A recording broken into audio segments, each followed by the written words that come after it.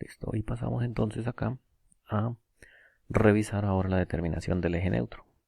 Entonces tomamos el perfil y lo dividimos en dos rectángulos, el 1 y el 2. Y procedemos a hacer entonces la ubicación del punto de referencia, que lo vamos a colocar acá, y a partir de ahí vamos a medir los y barra minúscula y podemos determinar el y barra mayúscula o el y barra de toda la figura. Entonces arrancamos con el 1, tenemos que el área es de 3 por 6 y que el y barra va a estar a 2 que hay aquí más la mitad de 6, o sea 3. Por lo tanto aquí nos daría 5. Desde el punto de referencia está 5, que es lo que tenemos acá, multiplicado el área de 3 por 6 por 5. Entonces nos da 18 por 5. Para el rectángulo 2 tenemos 9 por 2. Aquí tenemos el área. Y está a la mitad de 2, o sea 1. Entonces tendríamos 18 por 1. Sumamos y nos da 108. Sumamos el área y nos da 36. Luego tomamos entonces que el y barra mayúscula, o sea, por donde va a pasar nuestro eje neutro, es la sumatoria del y barra por área sobre la sumatoria de áreas y nos da 3. Eso quiere decir que a partir del punto de referencia o del eje de referencia subo 3 y ahí voy a encontrar mi eje neutro. Listo, entonces ya tengo la altura a la cual está el eje neutro en la figura. Entonces procedemos ahora a determinar los momentos de inercia.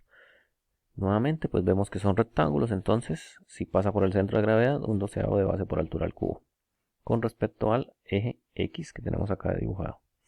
Entonces, nuevamente, teorema de ejes paralelos, tenemos acá pues la especificación, cuando el eje neutro no pasa por el centro de gravedad. Aquí se observa que el centro de gravedad del rectángulo verde no pasa por el eje neutro y el centro de gravedad del rectángulo rojo tampoco pasa por el eje neutro. Por lo tanto, aquí el teorema de ejes paralelos sí nos va a dar valores en el segundo término. Entonces tenemos que un doceavo de la base, entonces la base es 3, la altura 6, la altura elevado al cubo, por el área 3 por 6, por la distancia. Entonces tenemos el y barra minúscula menos el y barra mayúscula. El y barra minúscula de este, tenemos que aquí subimos 2 y la mitad de 6, 3, entonces es 5.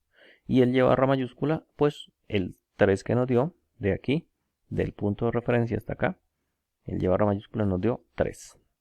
¿Listo? Perdón. Entonces, ya tenemos esa operación acá, lo elevamos al cuadrado y nos da 126 pulgadas a la 4.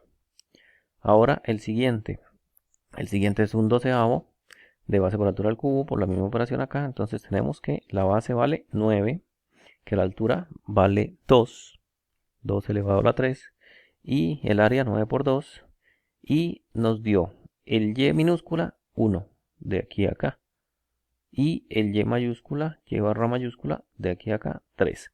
1 menos 3 da menos 2, como va elevado al cuadrado, no hay problema, pero lo que quiere decir es que del eje neutro hacia acá, bajo 2, menos 2, y llego a este punto. Entonces lo elevo al cuadrado, esto nos da 78 pulgadas a la 4. Listo, entonces sumando los dos momentos de inercia obtenidos, que es el de 126 y el de 78, nos da que el momento de inercia total de toda la figura es de 204 pulgadas a la 4. Entonces ya tenemos momento de inercia que necesitamos para continuar los cálculos. Entonces ahora venimos acá. Tenemos que el momento máximo nos dio 6 por 10 a la 5. Tenemos el momento de inercia total que nos dio 204 pulgadas a la 4. Como el momento nos dio positivo, entonces positivo quiere decir que se flexiona hacia abajo, ¿sí? Como está aquí en la gráfica. Entonces vamos para la parte superior. Entonces en la parte superior va a estar en compresión y en la parte inferior va a estar en tensión. Entonces esfuerzo en compresión, esfuerzo sub C, va a ser al mc por sobre el I. Entonces tenemos el momento total, tenemos que el I en la parte superior va a ser, si todo mide 8 y le quito el 3 que me dio del y barra, pues voy a obtener el valor que tengo acá arriba, que sería 5. Entonces el C desde el eje neutro hasta la parte superior valdría 5, dividido sobre el momento de inercia total, y nos da este valor, 14.705.88 libras sobre pulgada cuadrada o 14.70 KSI, ¿sí? Porque sería 14.70 PSI, perdón, 14.705 PSI. Entonces, para volver los KSI, que sería 1000 PSI, pues dividimos esto entre 1000 y nos queda 14.70 KSI.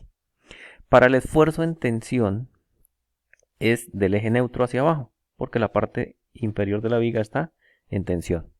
Entonces obtenemos el M, que es el momento máximo. Tenemos, aquí, el M, que es el momento máximo. El C, entonces, del eje neutro hacia abajo es el Y barra, ¿sí? O sea, 3, dividido sobre el momento de inercia total de la figura, que es el 204, y obtenemos 8.823.53 libras sobre pulgada cuadrada, que dividirlo entre 1000 nos equivale a 8.82 KSI. Listo, ahora el radio de curvatura. Ya tenemos la fórmula que 1 sobre ρ es igual a m sobre e por i. ¿Listo? ¿Qué es el radio de curvatura? Pues ya explicamos. Sería este radio hasta el eje neutro de la viga, el cual nos muestra un círculo gigante que con ese radio contendría esta parte de la curva, que es lo que genera la viga cuando se flexiona. Entre menos se flexiona la viga, pues más tiende el radio a ser infinito. Si tenemos una recta, pues nuestro radio sería infinito, porque no hay un círculo que contenga esa recta que está ahí. Si la viga se flexiona mucho, pues vamos a tener, como en este caso, un círculo pequeño que alcanza a contener esta parte de la curvatura. Generalmente dan grandes. Aquí simplemente es un esquema para ver que esto que está en rojo es ρ y va hasta el eje neutro. Aquí como es rojo también, pues nos alcanza a ver que tiene que ir hasta esta línea. Entonces desde esta línea del eje neutro hasta un centro imaginario estaría la distancia. Entonces operamos acá, pues despejamos el ρ. Entonces el ρ nos queda que es igual al E por I sobre M. Y nos queda entonces acá el E que tenemos acá, de 29 por 10 a la 6, que sería el módulo de elasticidad del acero.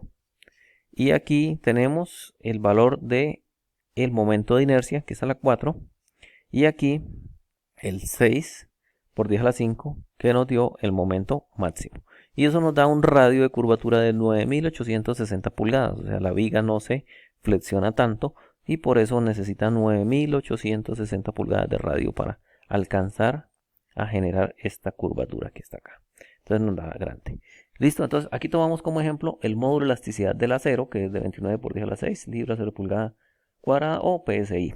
Listo, pero aquí simplemente va el módulo de elasticidad de el material del cual está construido toda nuestra viga o todo nuestro perfil. En este caso acá, iniciando, tenemos que nos dan que simplemente determinan el esfuerzo máximo de tensión de compresión mostrado y su radio de curvatura. Aquí faltó pues colocar que la viga está construida de acero con módulo de elasticidad de tanto. Fue un error aquí pues en el enunciado, pero simplemente aquí pues como vemos solo es reemplazar el valor de E de módulo de elasticidad que nos dan y es propio de cada material. Entonces tan pronto nos digan de qué material está hecho la viga, se reemplaza el módulo de elasticidad y obtenemos el radio de curvatura. Bueno, con esto entonces terminamos la explicación de cómo es el proceso de flexión.